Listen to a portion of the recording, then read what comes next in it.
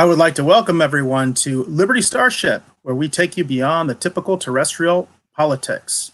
Your crew here is myself, Eric Alexander, and Peter Maines. We would like to invite you to join us on the journey today while we discuss current events and politics. And as we always do, we are going to start out with daily distractions, although I should have probably changed the graphic. It's going to be a daily distraction. We are changing format a little bit on the show because of everything that's going on.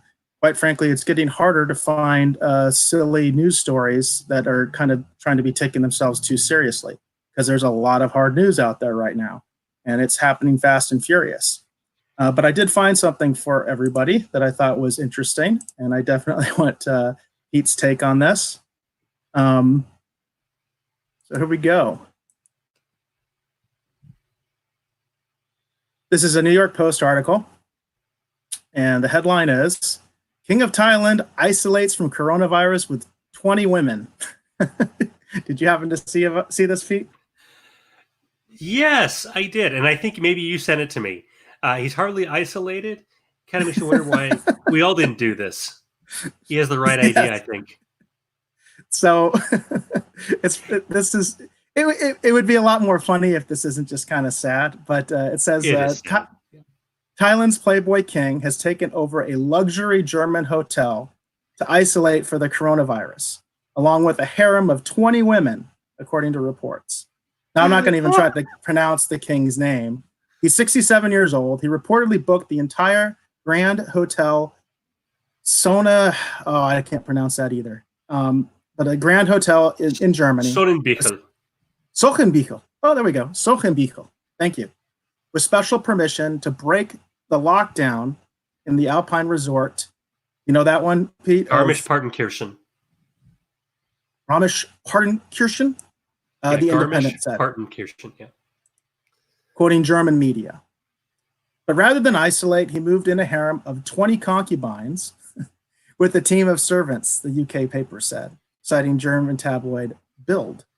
The king, widely known as Rama X, or Rama the 10th, I suppose, planned an even bigger party, but 119 members of his entourage were forced to return to Thailand amid fears they had the potentially deadly bug, the report said. And it's not clear if his fourth wife, who's a former flight attendant, was even with him. Of course she is. So apparently he didn't even take his wife. Or we don't know if he took his wife.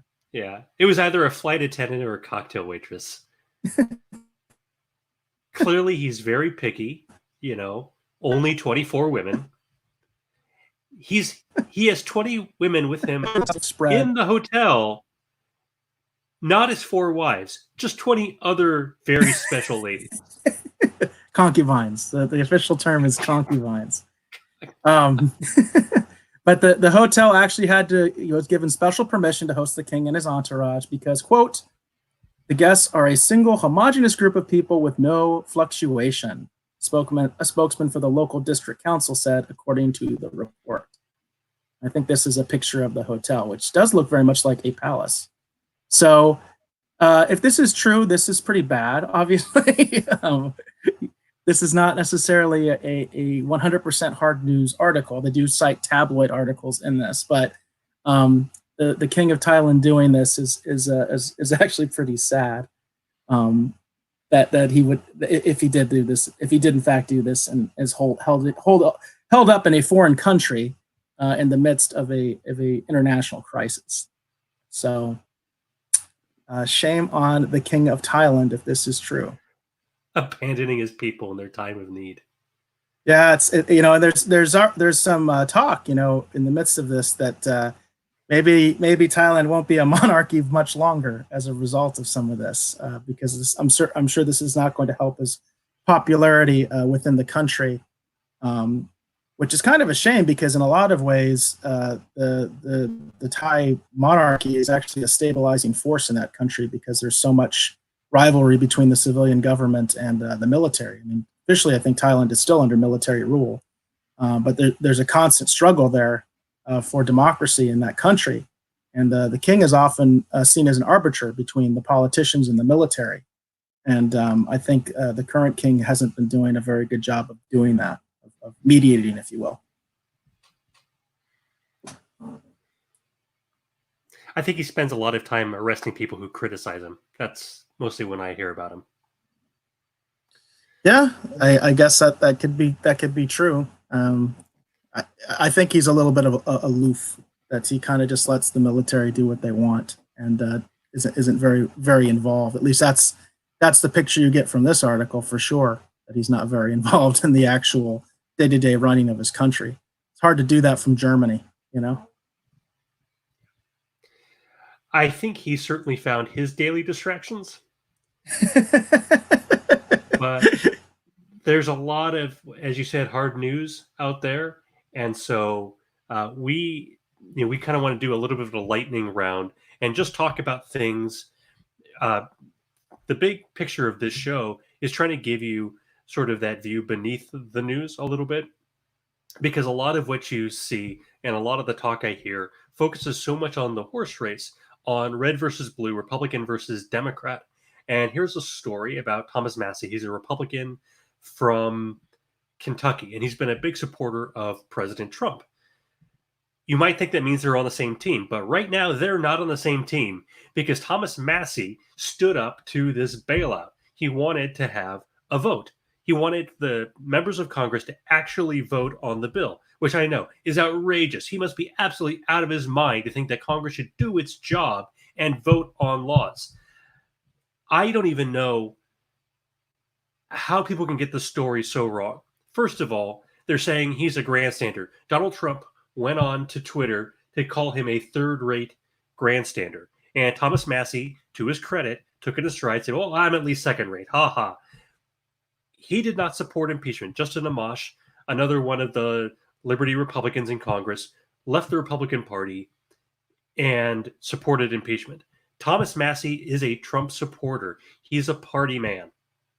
So this treatment of him is absolutely insane. Donald Trump went onto Twitter to say that he should be thrown out of the Republican Party, which I think shows that Donald Trump buys into a lot of the hype and a lot of the nonsense himself. We all do. But here's what Thomas Massie had to say about the bill. He said, the stimulus package that just passed is the biggest wealth transfer from common folks to the super rich, Wall Street and bankers, in the history of mankind. Done in the name of a virus with $1,200 checks as the cheese in the trap. This will be obvious in short order. Now, he's betting a lot on this. If this bill is successful, and I can't say for sure that it won't be, if this bill is successful, if the economy comes roaring back, then Thomas Massie won't be in Congress very much longer. He is making a mistake. He is staking his reputation. He is staking his career on this moment. And what does Donald Trump do? He rushes to Twitter to criticize somebody who is showing extreme bravery when everybody else is running over the cliff with the fellow lemmings. I think I may have posted it on our Twitter. I don't know for sure. I remember seeing it on Twitter, and I'm pretty sure I retweeted it on our Twitter. There was a moment where Congressman Massie was walking out of the Capitol building, and a bunch of reporters were flocking to him. By the way, not maintaining social distance. I just want to point that out. All the hypocrisy, because there's so much hypocrisy in so many different directions. But anyway, they crowd him and start asking him questions, and he'd explained the fact that he actually did contact the president prior to his vote to explain why he was doing this, and he just feels like Trump didn't get it, because his big point was Trump was angry because supposedly he's delaying the vote, and he's like, I didn't delay the vote at all. I just let people know I was going to bring this up, and we better have a quorum. And then, of course, at the end of the day, even though all these congressmen were complaining that they had to show up because I think they were near a quorum, if not at a quorum, which is basically over half the membership. That's what they need. And so he was there to do that, to say that we have to do this. We have to go on record. He said this will not delay the vote in any way because I let everybody know, so we'll have enough people there. And Trump blasted him anyway, which is really, which to me is really a I don't know how to phrase it. It's just I'm very disappointed in the president, I guess is the way to say it. And like you said, Massie is an ally of Trump. He is a Trump supporter. He said that he's going to do his best to try to patch things up even. So he is a quote unquote team player. He just happens to have some convictions and that he will not compromise on, and they're good convictions. I brought it up many times in our show. Very few people are talking about liberty right now in the wake of Corona because everybody's scared. And this is one man, the only person in Congress standing up and saying, hey, we need to show up to work. That's one of his big messages. We have to show up to work. If we're going to make other people show up to work that we deem essential, we as politicians have to show up to work. And he wanted to make sure people were on record about this huge pork bill, which it is. The only thing I can say about this that I think is better than TARP, and TARP is what got me to become a Ron Paul supporter in the first place, was because I was so enraged about TARP. The only thing that's better is at least there's a significant percentage of this money going directly to people. But the larger percentage is going to corporations. It is corporate welfare, by any perspective. Right. The only thing that makes it a little bit better than TARP is at least a good percentage is going directly to people. That didn't happen in TARP. TARP, nothing went directly to the people. It went to corporations and banks and things like that. So, and you and I talked about this in, I think, the first or second week of the show. And what we said at that time was that a bailout would kill Trump politically. And what Trump has done, and I think it's very smart, I think what the Republicans have done is very smart. What they've done is they've added something, which is the $1,200 check, to let everybody know this is a bailout for Main Street, not just for Wall Street. But the lion's share of this money is going to Wall Street. So everybody gets their $1,200 check, but that's only 1/6 of this money, or maybe less, actually. So we're paying ourselves with our own money, and I believe, I'm not sure, but I believe we are going to see real price inflation like we haven't seen in over 40 years since the beginning of the Reagan administration. That's my big concern as well, is inflation. I'm very concerned about inflation in the wake of when these checks go out and when all this money goes out that we don't have. You said we're paying ourselves. We're actually paying ourselves with our credit card, with the national credit card, because we don't have the money to pay for this. Yes. Yeah, very well said. So we could spend, I think, an hour on this, but we have so many other things to cover. Do you have another topic, or should we go into the Governor Whitmer situation? I do have another news brief. Go ahead. A pretty grim article. It touches close to my heart, and I really feel for these guys. I was mentioning to you off the air that I actually found an earlier version of this article. This is from PoliceOne.com, and this is involving the number of Corona cases for the NYPD. When I first was preparing for this, a couple days ago, the number was at 300. As you can see here, NYPD, 730 uniformed members test positive for COVID-19, up 300 from last week. The number of NYPD employees infected by the coronavirus expected to reach 900 by Tuesday morning. This is devastating. This is terrible, because what people don't understand is that these are first responders. People are in the community, and that means that they've spread it. They've spread it all over the place, because the police officers can't go home. You know what I mean? They can't. They once they get sick, they send them home. Okay, once they've tested positive, they send them home. But the point is that I'm sure a lot of these employees were working while they were infected. And I brought this up to some of my former colleagues before this started, and it fell on deaf ears. And I hope, at least in Arizona, that they're going to start learning from this and realize that police officers and first responders, by the way, I say also supermarket workers, they need PPE. They need masks. They need to wear gloves all the time with any public contact. It is a disgrace, the fact that we are following this false narrative that PPE does not help. If you don't think it helps, why is China doing it? Why is South Korea doing it? Why is Singapore doing it? Why is Japan doing it? And why is their situation in much better control than our situation? This is a lie. that PPE does not help and shouldn't be in general use. And the idea that first responders shouldn't be having it is the stupidest thing in the world. And I really feel like our medical community has let us down because they are allowing this and they are perpetuating this myth that general use of PPE is not going to help you. And we see the results. These officers are in the community, they are on the street, and guess what?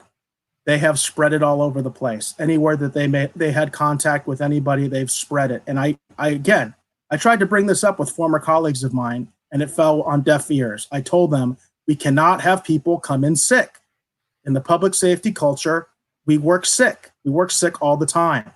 It's just part of the culture because public safety people are tough, they're strong, and they want to help and they want to get out there. And you can't do that in this environment. You can't. And just a couple more of the numbers here. It said that the NYPD has said 4,651 uniformed members of the NYPD were on sick report Sunday. That means they stayed home, which accounts for 12.8% of the department's uniformed workforce. Over 10% of their workforce is out sick right now.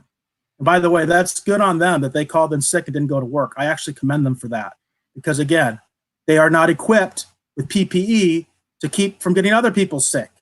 And that's what I'm kind of infuriated about. And I think it's going to tie in also to one of our main segments later on about this issue of people that are in critical positions and are working and do have contact with the public and the lack of PPE. And, I just feel like shame on the entire Western medical community from Europe, the United States to Canada. Shame on them because every Asian doctor basically will tell you absolutely the general public, first responders should be wearing PPE. They should be wearing masks if they're having contact with the public, period. And this is just a staggering number. The Newark Police Department is the largest police department in the United States. It's one of the largest in the world. And these numbers at any other department, I mean, there would be 4,651 officers. That's more than the entire police force of Phoenix PD. That's more than their entire police force. That means every single cop is gone. Put that in some perspective. Right. A major city like Phoenix, their entire police force is gone, at home sick. So, and it's because of short-sightedness and because of all this stockpiling of PPE strictly for quote unquote medical people. It's insanity. It's absolute insanity. I couldn't agree more. And I know you're very passionate about it as a former police officer. Right now, we have had this big lie that masks don't work. And they say, well, because the particulates can get through even an N95 mask. And you said that in the, very early in this podcast several weeks ago. You said, yeah, sure, particulates can get through. But you never said that masks do nothing. And the idea that because a mask isn't perfect, that you shouldn't use it is just endangering people unnecessarily. It is reckless.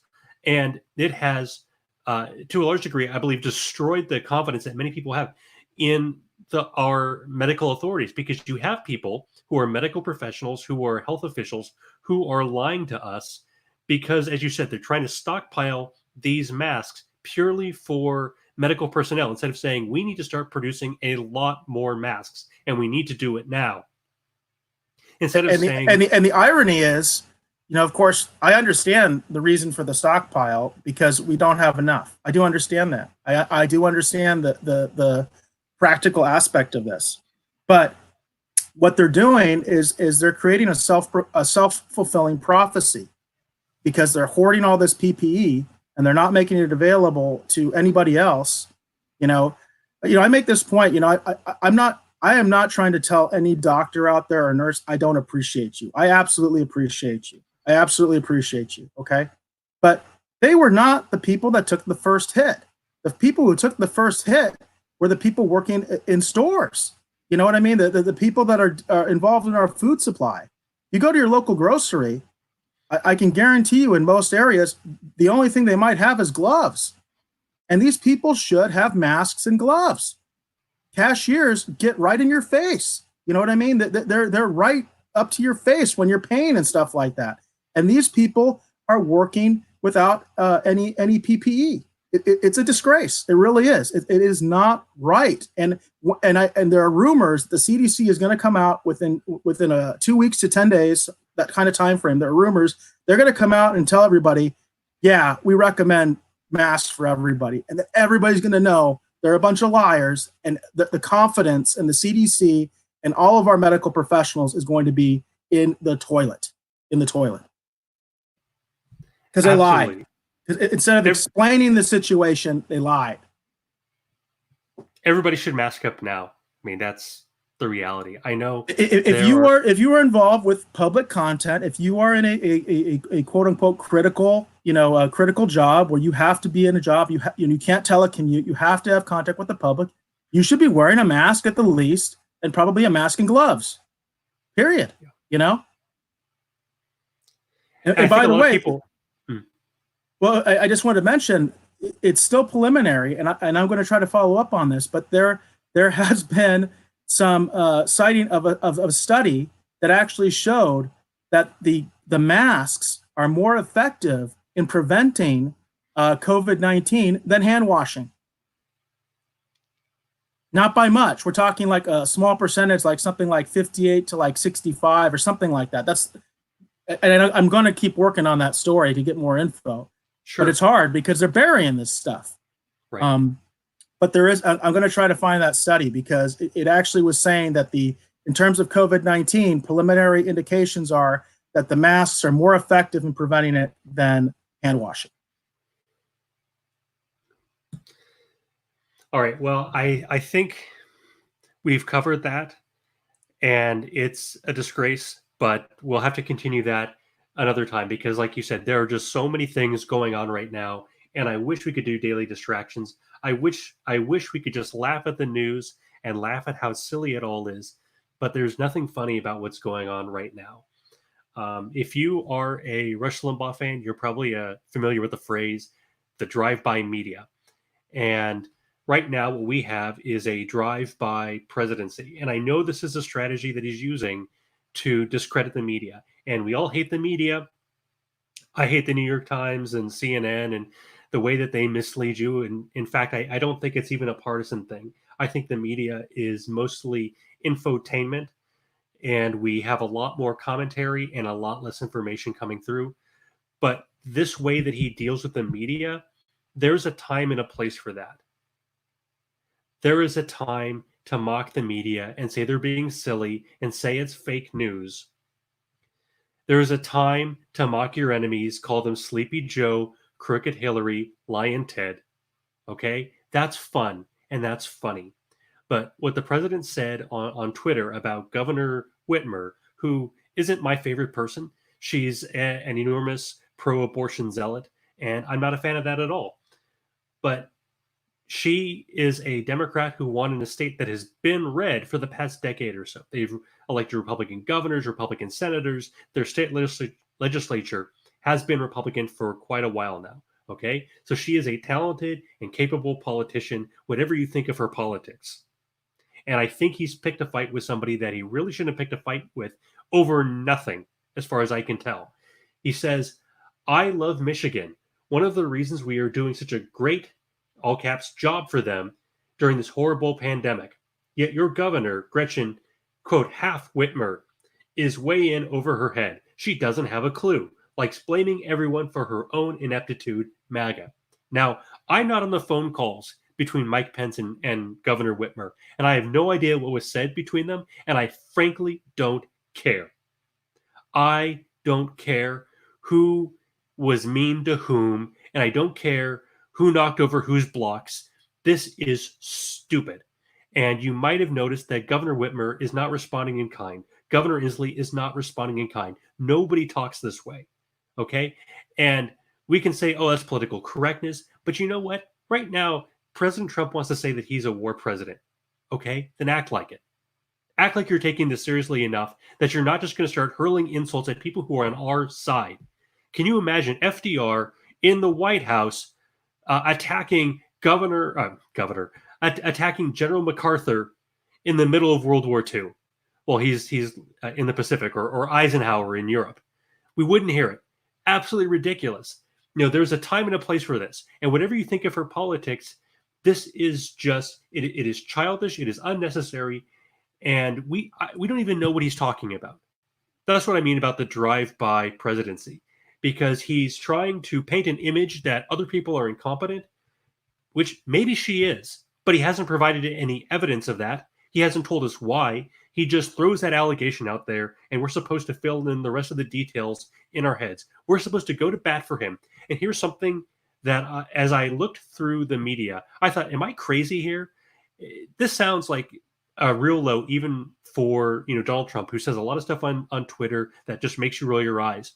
Nobody is defending Donald Trump in his attack on Governor Whitmer. Breitbart News reported it. No comment. They didn't say, Governor Whitmer did this terrible thing. What a loser. What a boob. Fox News just reported it. Didn't go to bat for him. OAN, the very pro-Trump network, and I forget what OAN stands for off the top of my head, silent. So none of his allies are defending him on this alone. On this, I found one blog, essentially. It called itself the Sentinel, and it said these are people that should be appreciated. Well, let me look at it. I think they're just quoting the president here. And so if that's all you have, is you have a few bloggers who would defend the president if he shot Clarence Thomas tomorrow. There is always going to be somebody who will defend the president. But even his normal allies have completely abandoned him on this, and he should think about what he's saying. Instead of going on the podium and saying, these are people that should be appreciated, talking about how he's not appreciated enough, how Mike Pence isn't appreciated enough. I believe that. I believe Mike Pence is not appreciated enough. I believe he does a lot of hard work and doesn't get the credit he deserves. But honestly, right now, I don't care who gets the credit. Just get the job done. Make the masks, make the ventilators. He has power, granted by Congress. The DPA allows him, the Defense Production Act, allows President Trump to order things like the building of ventilators. And we're worried that we're going to be like Italy, and we're not going to have enough ventilators, and people are going to die unnecessarily because this ramped up too fast, and we're not going to be able to respond quickly enough. Fine. He didn't invoke that until last week. Why aren't we building more masks? Why aren't we building more ventilators? Why haven't we done more sooner? And honestly, if it turns out it's all Governor Whitmer's fault, okay. We can have that discussion later. But right now, get the job done. Stop pointing fingers. Stop fighting with the press. Stop it. Because it is completely unproductive. What we have is a real crisis, and he's just not up to the task right now. I think it's... I think the bottom line is that kind of rhetoric doesn't help anything. It doesn't help the situation. It doesn't help anything. I can, quite frankly, I can understand why he is with the press, because the press is extremely biased. It's one of the reasons I wanted to do this show. But it doesn't help for him to go after individual governors and things like that, and get into little pissy pissing wars with them and stuff like. It just doesn't help. It doesn't help anything. Right. And yesterday he held a press conference in the Rose Garden. I believe it was the Rose Garden. And you had a reporter who was asking him about the whole appreciation thing. Why is he talking about appreciation? And he misrepresented what the reporter said. He said, oh, you're misquoting me. You're cutting it off. You're making it sound like it's all about me. The reporter didn't mention Trump there. The president misrepresented the reporter's question. What the reporter was asking is, why does appreciation matter? Why does credit matter right now? And it was a very good question. It's the same question I have, but the president, because he's so used to playing defense, couldn't just answer a simple question. And, I can think very quickly of a couple of really good answers. A really good answer would be something like, my concern is that Governor Whitmer isn't being a team player. She doesn't appreciate Mike Pence, and I think that's going to make us hard to deal effectively to rise to the challenge of dealing with this crisis. Something like that, okay? If he still wants to point the finger and say that her appreciation somehow matters, which I can't imagine it does then at least be a little creative, be a little better at spinning this nonsense. But I think that right now his handling of this crisis so far, he has about a 60% approval rating in his handling of the crisis, but that's actually not very high.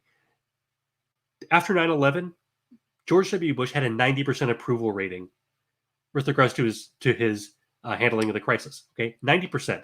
Okay, 60% isn't very good for a wartime president.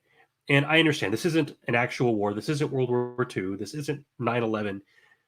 But I just think he doesn't understand the gravity of the situation. I think he looks at his poll numbers and he says, oh, I'm almost at 50% approval. I'm doing really well. And he just doesn't have any perspective on how bad that is historically. He doesn't have any perspective on what that means, what that actually means for his reelection chances in November. And putting that aside, because honestly, that's not the most important thing right now, he doesn't realize. I'm at the point where I'm questioning whether we're going to have an election in November or not. We might not. That's my bigger concern at this point. Yeah, I mean, we have elections, we have primaries being canceled right now.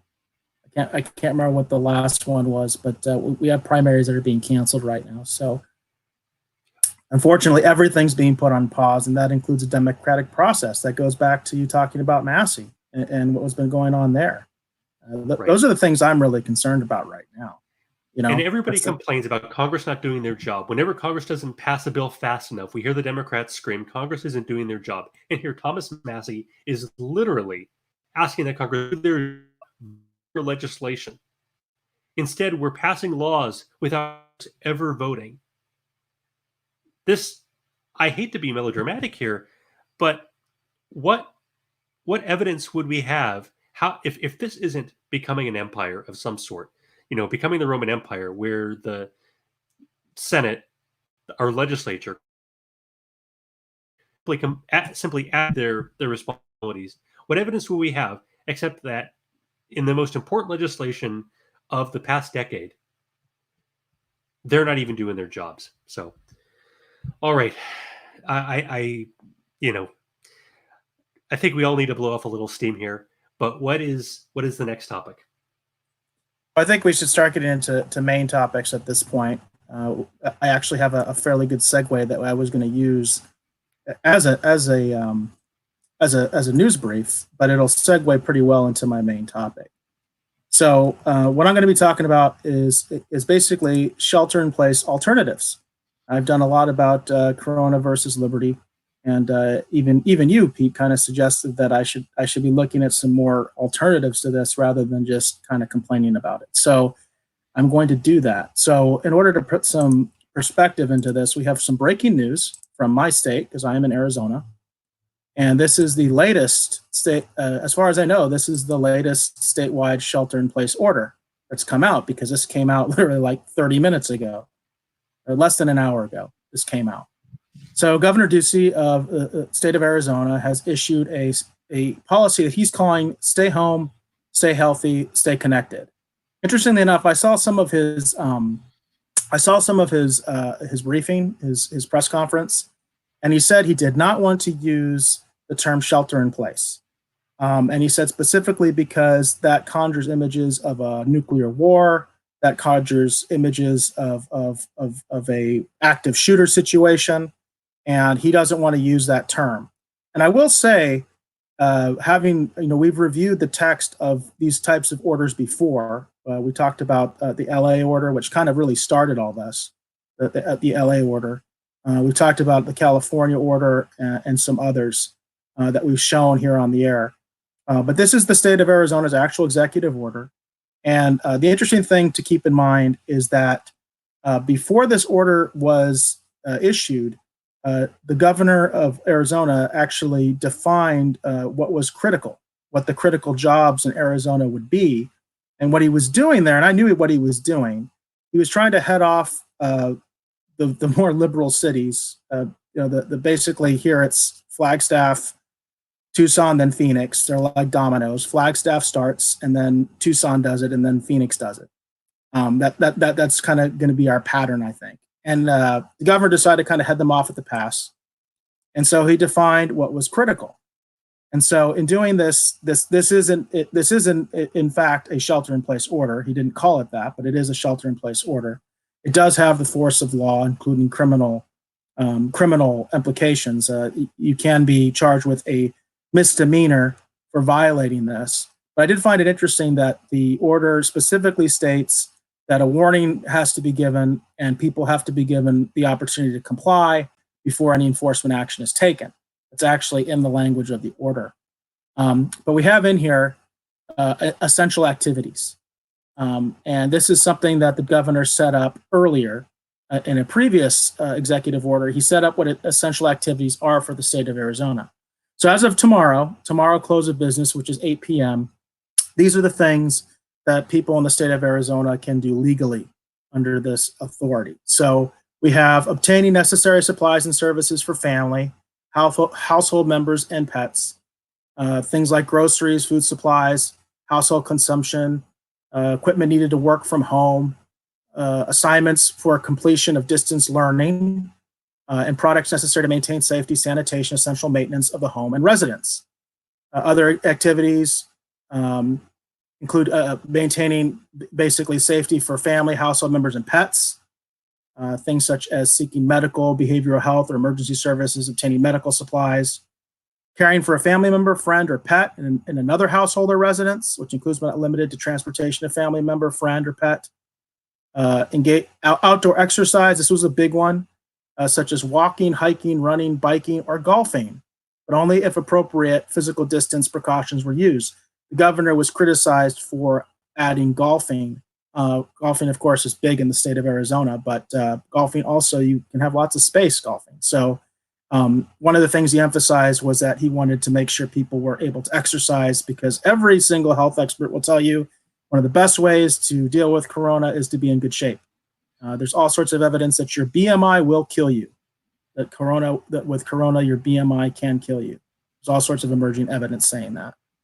So attending or conducting work or volunteering in essential functions, which includes but is not limited to transporting children to childcare services or attending work, an essential service. And I like this one. I do like this one.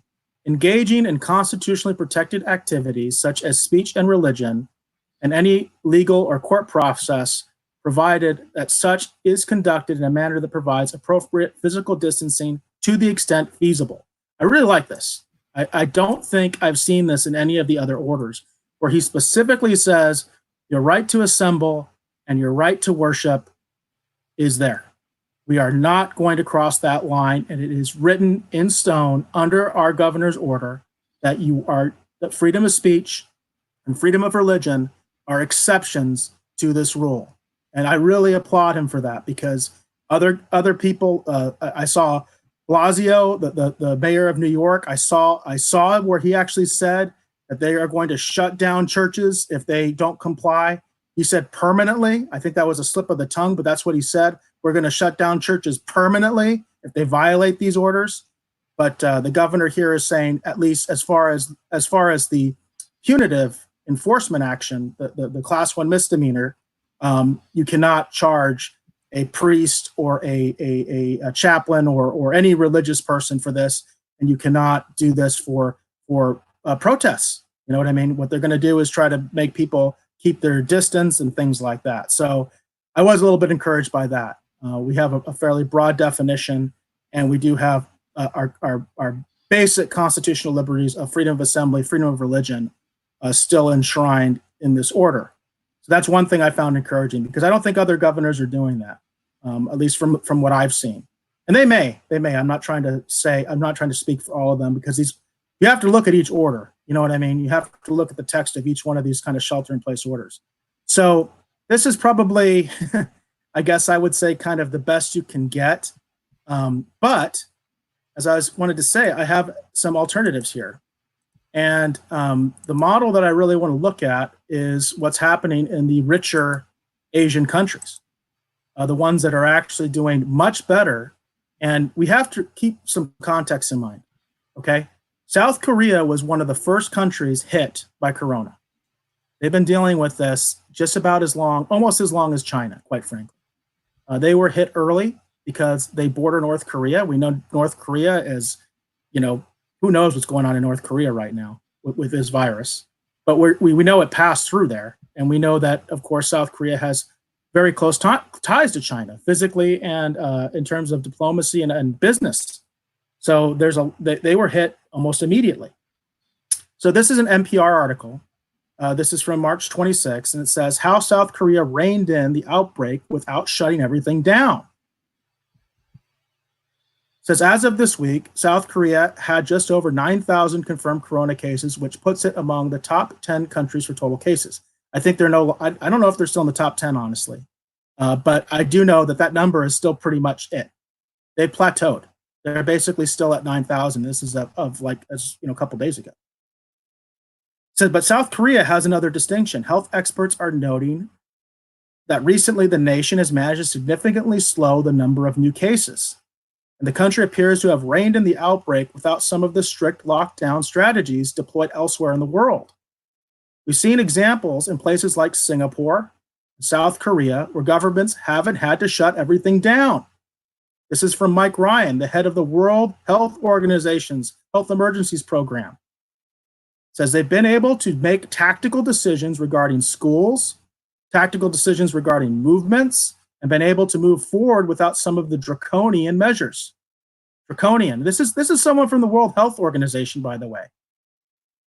Speaking this week to journalists, Ryan said the countries that have tested widely for the virus, isolated cases, and quarantined suspected cases, in the way that South Korea and Singapore have done, have managed to suppress transmission of the virus.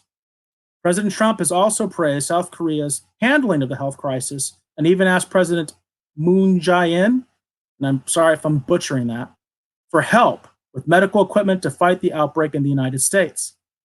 The head of the WHO, which I cannot pronounce his name, I apologize for that, I probably should with all the time he's been in the media, has called on other countries around the world to apply the lessons learned in South Korea and elsewhere in their own battles against the coronavirus. South Korea's foreign minister, Kang Kyung-hwa, speaking to the BBC last week, said the key lessons from her country are that it developed testing for the virus even before it had a significant number of cases. In mid-January, our health authorities quickly conferred with the research institutions here to develop a test, Kang said. And then they shared that result with the pharmaceutical companies, who then produced a chemical and the equipment needed for the testing. So when members of the religious sect and I don't know this region, this city or region, started getting sick in February, so there you go, this started in February, South Korea was able to rapidly confirm that it was COVID-19. Testing is central to the outbreak response, said Kang, because that leads to early detection. It minimizes further spread and allows health authorities to quickly isolate and treat those found with the virus. It says Hong Kong and Singapore have followed similar paths in responding to this outbreak. They've used testing aggressively to identify cases, not only testing people who are so sick that they're hospitalized, but also mild cases and even suspected cases. They've quarantined tens of thousands of people who may have been exposed to confirmed cases. The vast majority of the people ordered to quarantine at home are perfectly healthy and never do get sick. By the way, keep that in mind. The vast majority of the people ordered to quarantine at home are perfectly healthy and never do get sick. They're just infected. But the few who do develop symptoms can be quickly isolated further. Tedros of the WHO refers to this as cutting off the virus at the bud, basically stopping the virus from spreading further and preventing community transmission. Hong Kong also reacted with incredible speed to the outbreak's early days. On December 31st, 2019, Hong Kong's Center for Health Protection, the city's health department, sent out an alert to its doctors telling them to be on the lookout for patients presenting with fever, acute respiratory illness, pneumonia, or shortness of breath, which I think we all know that now. Fever, shortness of breath, that's out now. In particular, patients with these symptoms who've recently traveled to the Chinese city of Wuhan, the initial epicenter of the pandemic. Prior to this crisis, a high-speed rail line went directly from downtown Hong Kong to Wuhan. Think about that. Hong Kong had a high-speed rail line directly to the epicenter of this outbreak, and yet they are nowhere near where we're at. Nowhere near. and they started having problems in this late December. Think about that. The other thing that South Korea, Hong Kong, and Singapore have in common is that they've been able to keep most factories, shopping malls, and restaurants open. You hear that? South Korea, Hong Kong, and Singapore have been able to keep their factories, shopping malls, and restaurants open. Singapore has even kept schools open at a time when nations around the world are shutting down classrooms. Put some perspective on that. Singapore is basically a big city. It is like the one true city-state on this planet. It is a big city, very close to China, very close ties to China, and they're controlling this. Hong Kong also is in it. Hong Kong is attached to China, at least the outer territories is attached to China.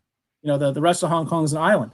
But I mean, these places are small. These are, you know, like I said, Singapore is the one true city-state in the world, and they're controlling this when they're right there at the epicenter. Japan is another Asian country notable for its response. Although Japan has more than twice the population of South Korea and also has strong ties to China, it has recorded only a fraction of the cases that South Korea has, just over 1,000 as of Thursday.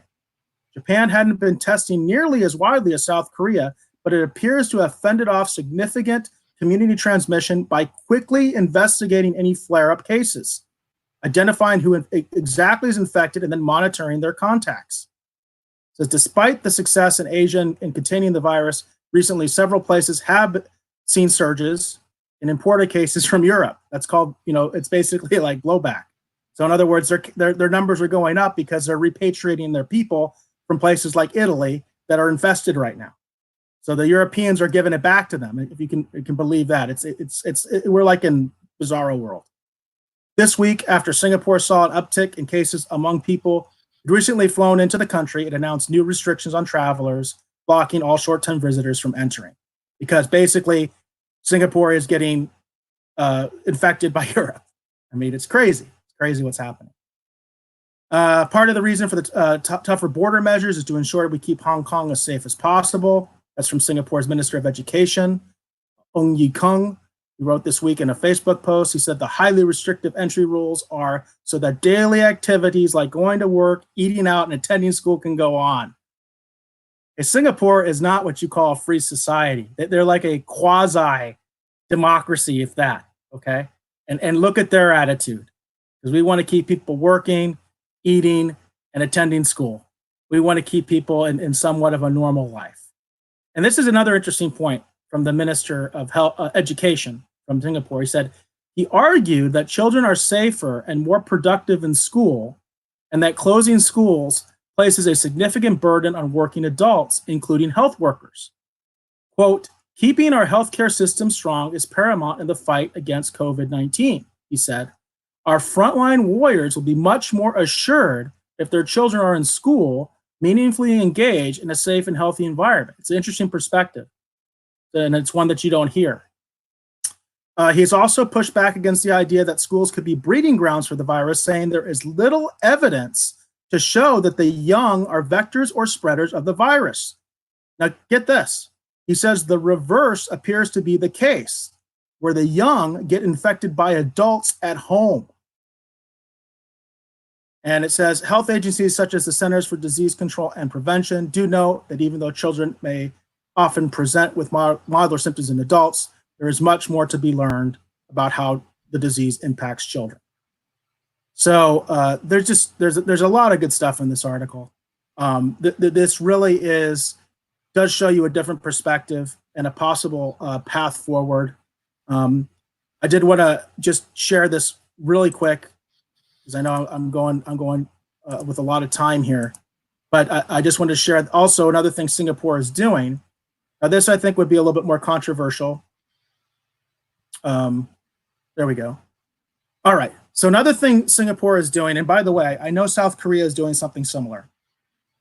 They have an app called Trace Together. Okay, Singapore has launched an app called Trace Together to boost COVID-19 contact tracing efforts.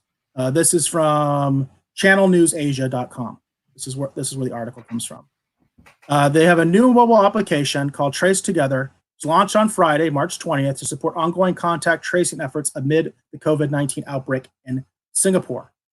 So by downloading the app and consenting, this is interesting too, because remember, Singapore is not considered 100% a democracy. They're basically like a one-party system, okay? So I think a good analogy is kind of like the PRI used to be in Mexico, where they always won the election like every single time. That's kind of where Singapore is at. So by downloading the app and consenting to participate in it, Trace Together allows users to proactively help in the contact tracing process. So let me get to where it explains what it does. So after giving consent during the setup of the app, users will need to turn on their Bluetooth, as well as enable push notifications and location permissions. The app works by exchanging short-distance Bluetooth signals between phones to detect other users of the app who are in close proximity. And close proximity is 2 meters apart, or up to 5 meters for 30 minutes. That's what their definition of close contact is. It says records of these encounters will be stored locally in the user's phones and will not be sent to authorities. Users will only be asked to share these records when contacted by the Ministry of Health as part of contact tracing investigations. If they refuse, they may be prosecuted under the Infectious Disease Act. So currently, contact tracing relies on the memory of interviewees. However, there have been instances where interviewees could not remember all their contacts or did not have information about people they had been in contact with. So I just wanted to present that. I know that there are definitely civil liberty issues with something like that, but at the same time, I think it's a lot better than shelter in place. And they do have some controls, and we're talking about Singapore here. I would like to know more about South Korea's app, because South Korea is a true constitutional, democratic constitutional, is a true democratic constitutional republic. Okay, whereas Singapore is kind of like like I said, it's kind of like Mexico used to be, where the PRI wins every election. That's kind of where Singapore is right now. But right. So I would like to know more about South Korea. Go ahead, Pete. I'm sorry. For several decades, they were under essentially a dictatorship of Lee Kuan Yew. So yeah, to even call them a one-party state is to overstate it. They were a one-man state for a very long time. But currently they're sort of regarded more as like I said, kind of like a one-party state. You know, they're again. I think it's analogous to the way Mexico used to be with the PRI. You know, they always won every election, so we kind of knew the fix was in. Other people could run, but they always won. So, but still, Singapore is still a freer, I would say, a freer country than, say, China. You know what I mean? And it's just interesting that even with that, whether that argument is correct or not, it's interesting to me that even this app, it is voluntary. You know what I mean? As far as the permissions that you give it. It's just that once you're, in the program you're in, and it's something to consider. And like I said, I would like to know more about the South Korean version, because I know they're doing something very similar, and I don't know much about their particular app. I do know Apple came out with an app that's supposed to help with like screening, basically screening yourself, which is not a bad idea because we are having a testing gap. I do think apps can help with that as a diagnostic tool. But anyway, those are some alternatives and some places in the world that are still free. It's interesting to say Singapore is freer than the United States right now. Well, thank you for that report, Eric. That was really awesome. There was so much good information. And there was one thing I wanted to jump in, but you were on one of the people that I think Seraphim Larson. He's the former chairman of the Pinal County Republicans. So that's just outside of Maricopa County, just outside of the Phoenix area in Arizona. He's the former chairman, and he's Greek Orthodox. He's a leader, appears to be a leader both in his church and in the community here in Arizona. He was circulating a petition to protect religious liberty in Arizona. And so I thought it was wonderful that, as you said, Governor Ducey's order protected freedom of religion in ways that a lot of these left-wing mayors and left-wing governors, a lot of these Democrats simply haven't. Governor Northam in Virginia essentially has outlawed church services. His no more than 10 people rule applies to churches just as much as it does to a bar or a restaurant. And if you haven't seen that clip of Blasio from the mayor of New York. You need to see it. I think it was a little bit of a slip of the tongue, but at the same time, it's just you can tell the intent there. You can tell where he's coming from, and the absolute vigor he has, and just sitting there like a villain, twirling his mustache. You know what I mean, with the top hat. With the glee that he has to say this. You know what I mean? It's just it's appalling to me. It's appalling to me. Well, yeah, there's real anger towards people of faith there. He really does hate religion. And I think that in a very low-key way, a little bit of that in a lot of these orders from Eric Garcetti in Los Angeles and the orders in San Francisco. I don't know what Eric Garcetti believes about God, but I'll tell you that the mayor of LA in his press conference told he gave permission for children to inform on their parents, just like a straight up Nazi. I saw it. You know what I mean? I mean that to me is just like the Hitler Youth type of stuff. I mean, I'm giving you permission to inform on your parents, to tell your parents, and I'm like, God, are you kidding me? Right. Well, and we're always loath to make comparisons to Hitler, but certainly it's more than unseemly to encourage children to inform on their parents. There's something deeply disturbing about going after the family in that way. So, well, again, we could spend an entire hour on that topic that you just shared with us, but I think we should move on to our next and final topic of the night, and that is labor unrest. Now, I think everybody saw 3 million unemployment.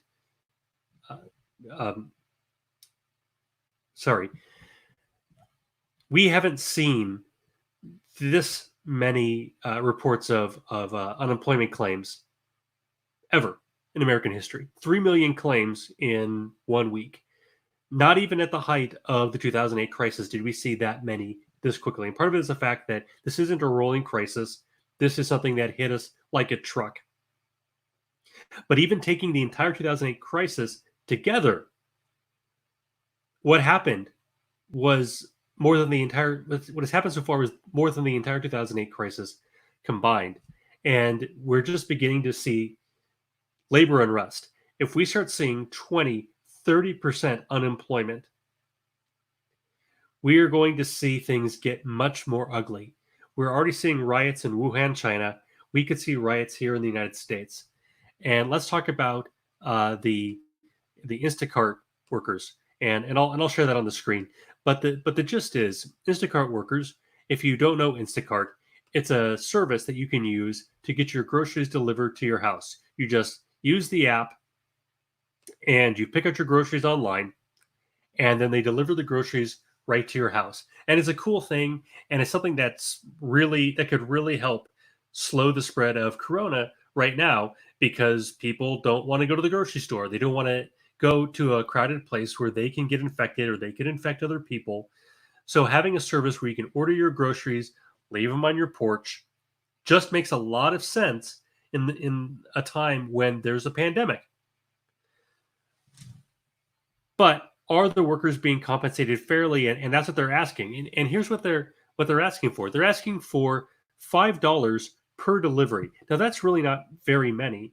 I would think that making 20 deliveries a day would be an awful lot of deliveries. So $5 an order. And they're asking for supplies of hand sanitizer, wipes, cleaning supplies, free of charge. These are eminently reasonable things. And these are things actually that Instacart has already granted. Instacart has already granted them.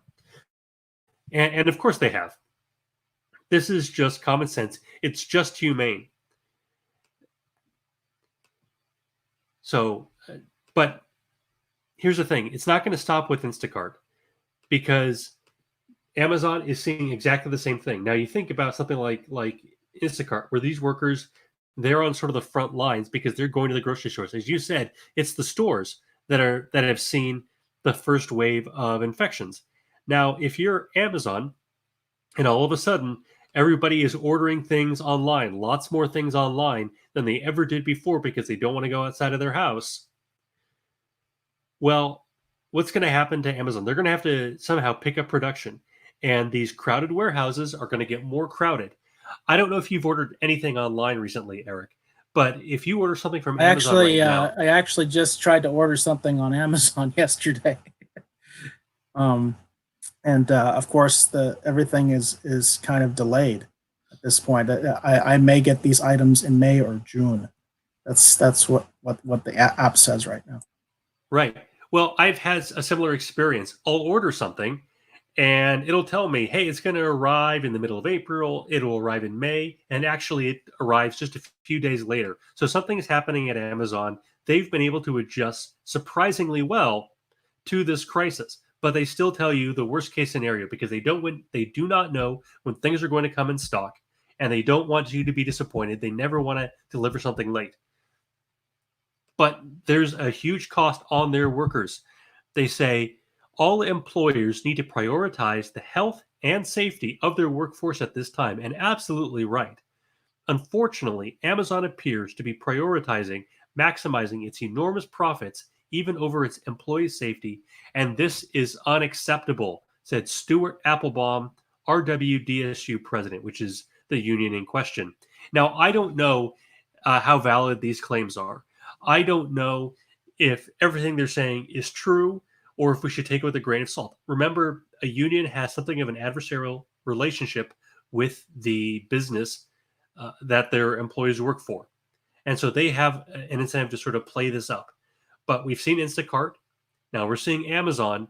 These Amazon workers are so exposed. If you have a warehouse where all of a sudden a few people are infected, before you know it, everybody's going to be infected. And I don't blame these workers for being terrified.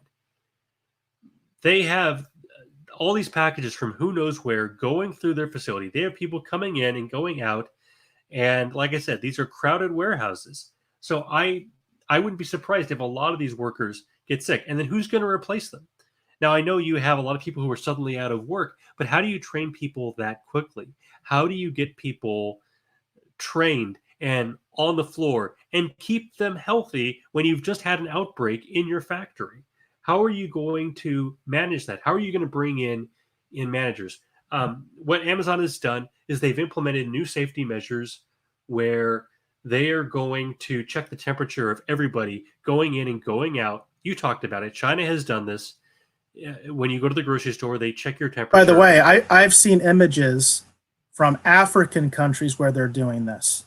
I mean, it's appalling that we're not doing this. I've seen images of either security guards or police, clearly uniformed, armed people at groceries in Africa, where they are. I'm talking about African countries, some of the poorest countries in the world. I've seen those images. I think what's going on here is appalling incompetence based on, again, I am really angry at doctors right now. I'm not trying to like crap on doctors right now, especially right now, but the Western medical community and this weird bias they have about masks. And it's a weird bias that they have. It is costing people lives. It is killing people. I saw another image from New York where they converted a port into a place to make face masks. So it's a factory, okay? And it's a factory that can operate even under the stringent limitations in New York City. And the mayor was there to do a photo op, Blasio, our good friend, okay? All of the workers had PPE. All of the workers had what looked like N95 masks and gloves. The mayor had nothing. He's walking around talking to everybody because God forbid the mayor of New York put on a mask and show everybody that you should be wearing masks, because God forbid he do that. But all the workers had that on, and that's what should be happening at Amazon. That should be happening at Instacart. The workers should have PPE. And I think that's happening. It seems like the businesses, Instacart and Amazon, were very quick to respond. Here's what their spokesman said: like all businesses grappling with the ongoing coronavirus pandemic, we are working hard, this is Amazon, to keep employees safe while serving communities and the most vulnerable. We have taken extreme measures to keep people safe, tripling down on deep cleaning, procuring safety supplies that are available, and changing processes to ensure those in our buildings are keeping safe distances. The truth is the vast majority of employees continue to show up and do the heroic work of delivering for customers every day. And I think that's an absolutely great statement. I think it's an absolutely great statement coming from Amazon, because they need to show that they appreciate their employees, that they understand the danger that they're in.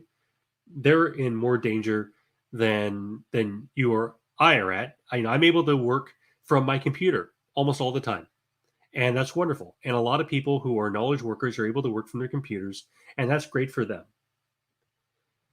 But where I'm going with this, and here's something where I want to take a little bit of a turn and talk about how the left wants to use this.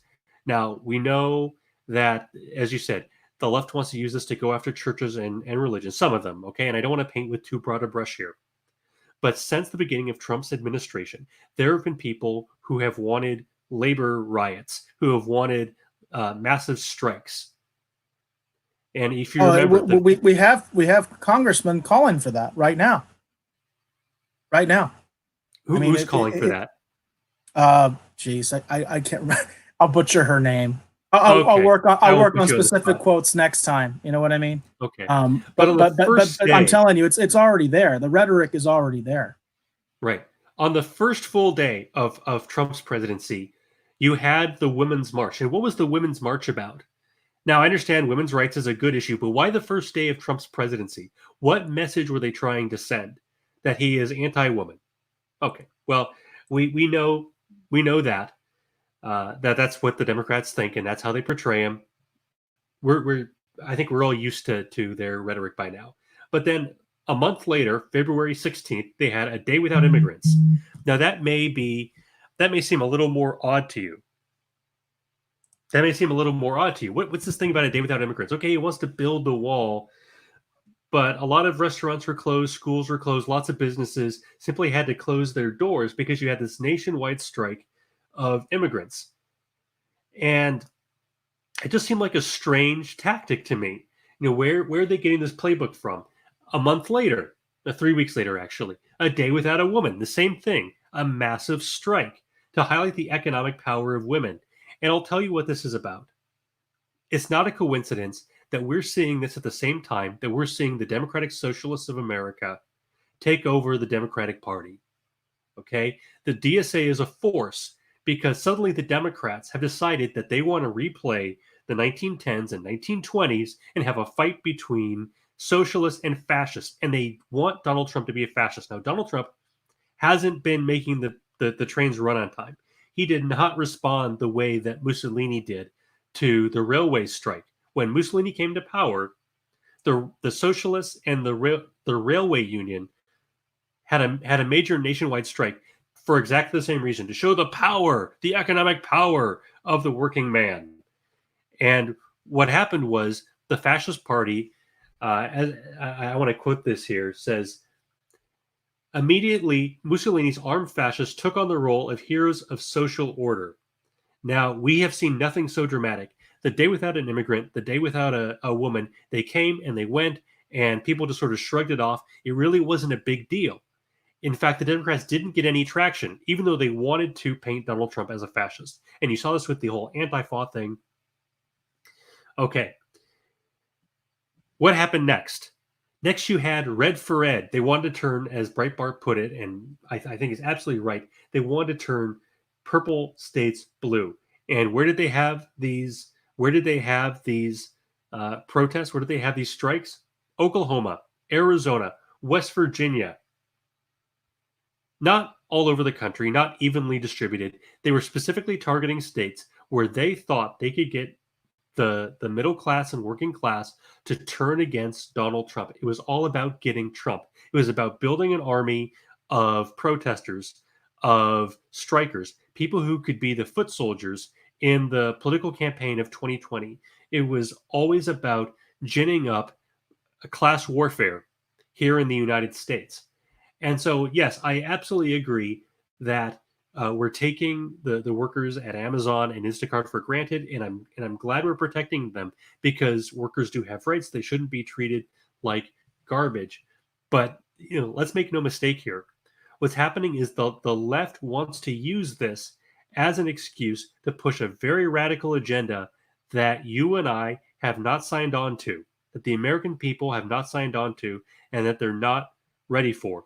Bernie Sanders couldn't even win the Democratic nomination. At the very end, we thought for a while, hey, he's on a roll, he's going to become the nominee, and the American people are just going to accept socialism. And a lot of young people have said, hey, we're ready for socialism. But Bernie Sanders didn't win. Maybe in 10 years, another candidate like Ocasio-Cortez, maybe she will be president. Who knows? I hope that doesn't happen. But right now, the American people don't want socialism, but the Democrats cannot wait for this. They absolutely cannot wait to try to push their agenda. They want to push things like the false idea about the widening gender gap in pay, that there's discrimination in pay, that all of our wealth comes from the workers, and that people like Jeff Bezos and Bill Gates and all of the other business owners don't produce value. Fran Drescher and Britney Spears, and I know they're just celebrities, and I know these aren't economists, they're not politicians, okay? But they are calling literally for a general strike, okay? And that phrase general strike comes straight out of the Antifa playbook. This comes straight out of I want to point out that on Twitter right now, as we're talking, the hashtag Amazon strike is trending. Okay, that's trending right now. And the thing is, a strike by Amazon right now would have an incredibly detrimental effect on this country, on what's left of the economy, and it could actually get people killed. You know what I mean? In the long term, depending on how long the shutdowns continue. This is a serious issue. I feel very much for the plight of these workers, because I agree. And again, I think it's sort of a different problem with the PPE. Again, I think it's a bias in the Western medical community all the way through Europe, the United States, and Canada. It's a weird bias, and it's just there. Leaders, I would say Trump should be walking around in a mask. That's what I would say. I mean, you want optics and leadership. I would say when they do these these press conferences, they should be wearing masks, and they should be encouraging people to wear masks, but they're not, because they want to show that masks, aren't necessary. And of course, something kind of hot off the presses that relates to what we're talking about. I have a friend who is part of the Transit Workers Alliance, I believe it's called. Oh no, the Transit Workers Union, TWA, are the biggest unions in the country. Okay, they represent bus drivers, they represent flight attendants, they represent all sorts of people. And they recently had a message they put out, and I will put a link when I in the description for this video when I edit it later. There's a message from the union president where he insisted on PPE, and they got intense resistance because all the quote unquote medical people are saying, no, you don't need this, and they said, no, we do. We're not going to continue with your bull crap. Our bus drivers need masks, they need gloves. By the way, this has already happened in the flight industry.